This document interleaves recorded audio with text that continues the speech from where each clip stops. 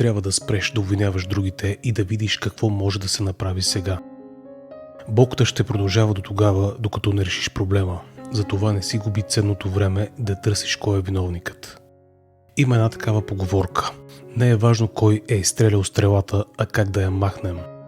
Затова първото нещо, когато се случи, е да видиш как да махнеш стрелата и да решиш проблема.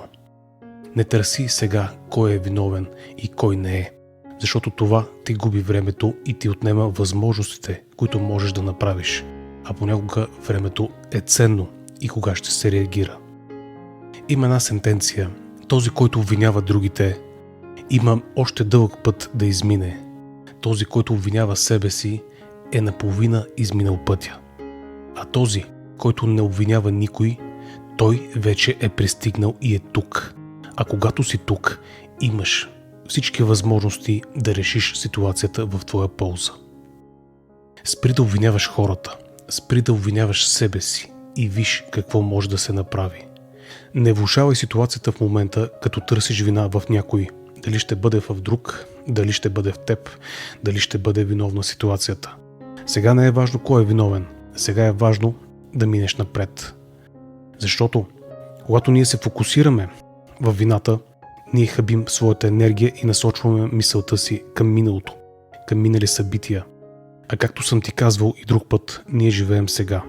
И точно сега ние определяме какво ще бъде бъдещето, като поставим основите и изградим нашата перспектива за напред.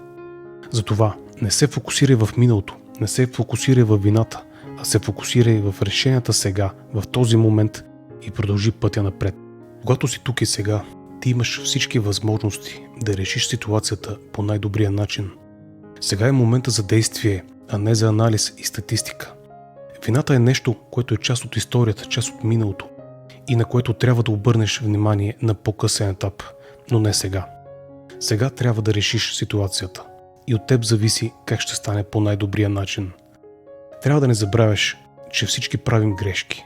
Ние сме хора и понякога съзнателно или несъзнателно ние грешим. Затова вината е нещо, което не прави по-добри, когато анализираме и разберем грешките си и разберем грешките на останалите. Но не е тема на разговор в момента. Сега имаш по-важни задачи. Да решиш нещата и да бъдеш по-добре.